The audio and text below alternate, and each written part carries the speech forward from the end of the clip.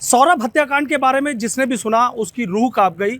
सौरभ की जो मां है रेणु देवी, वो हमारे साथ है। आंटी जी, क्या चाहते हैं ऐसे लोगों के? भैया ये बहुत बड़ा जघन्य अपराध है और उनको फांसी की सजा चाहिए। हमें तो हमें उनको दुनिया में नहीं चाहिए बिल्कुल भी।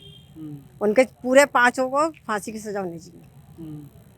मेरी तो यही रिक्वेस्ट है आपसे बस। तो कितने दिन से नहीं आते थे भैया यहाँ? भैया तो 3 तारीख को आया था हमारे पास, इतवार को। अच्छा।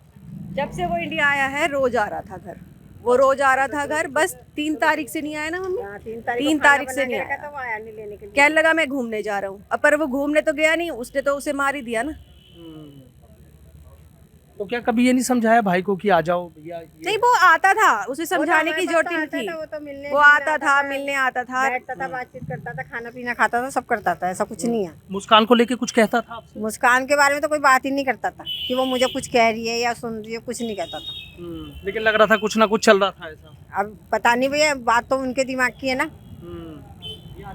आपको था कभी कुछ की भी मुस्कान से कोई बातचीत उसकी? कभी ऐसा लगा नहीं, पर मैंने उसे सतर्क किया था क्योंकि वो पहले एक बार भाग चुकी थी। उसका पहले भी कोई बॉयफ्रेंड था जिसके साथ भाग के वो नोएडा गई थी, 1 हफ्ता रह के आई थी, उसके बाद वापस आ गई। उसने उसे कन्विंस कर लिया कि भाई मैं तो घूमने गई थी। और चलो, एक होता है हस्बैंड वाइफ आपस में कोई सलाह कर ले या जो भी है, उसने उसको इग्नोर कर दिया, उसने एक्सेप्ट कर लिया। वही उसकी एक्सेप्टेंस उसे खा गई है आज। आपने आगाह किया था भाई को? हम तो कहते ही थे कि भाई वो लड़की सही नहीं है, तू सतर्क रही हो, तो उसके साथ रह रहा है। हम जल मना करेंगे, वही बात है ना भैया, जब प्यार का भूत सवार होता है कोई सुनता नहीं है।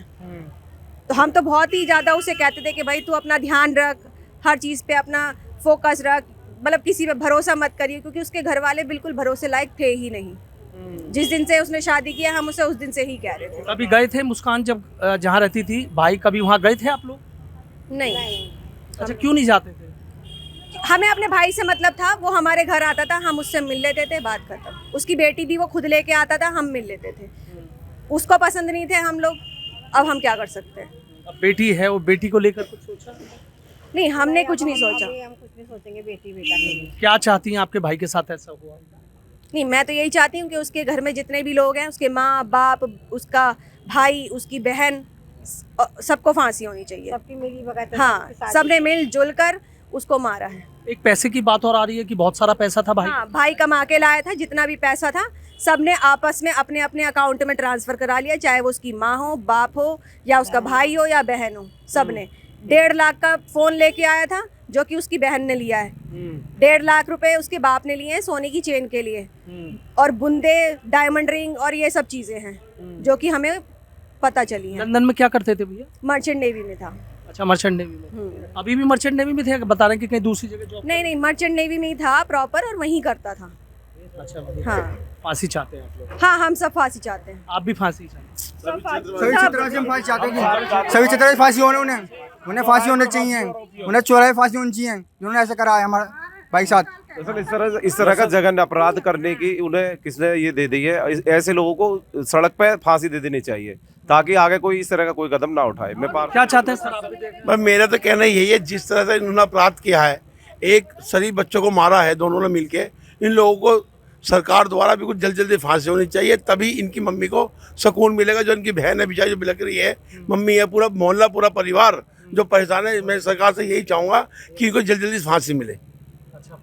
आंटी देख रहे हैं, सब लोग कह रहे थे बड़ा अच्छा मिलनसार, सबसे मिलके जाते थे सौरभ। हाँ, सबसे मिल रहा, बहुत सीधा था, बहुत अच्छा था वो कभी भी किसी से कहना, ना लड़ना ना भिड़ना, वो कभी किसी से कुछ नहीं करता था। वो बहुत प्यार वाला बच्चा था। देख रहे हैं सब लोग, पूरे देख रहे हो इलाके में ही बड़ा गम है, रो रहे हैं लोग। हाँ, क्या करे, पूरा आप देख तो रहे हो क्या हो रहा है। वो इतना खुशनुमा था, इतना खुशनुमा, उसे पूरा मोहल्ला, क्या पूरा इंदिरा नगर जानता था। बहुत दूर तक। कोई क्या कह रहे थे आप? मैं यूँ कह रही, जैसे इस लड़की ने करा है, आगे वाली लड़कियों के लिए भी सबक होना चाहिए कि कम से कम तुम अपने प्यार करो, शादी करो तो कम से कम ऐसी हरकत तो मत करो।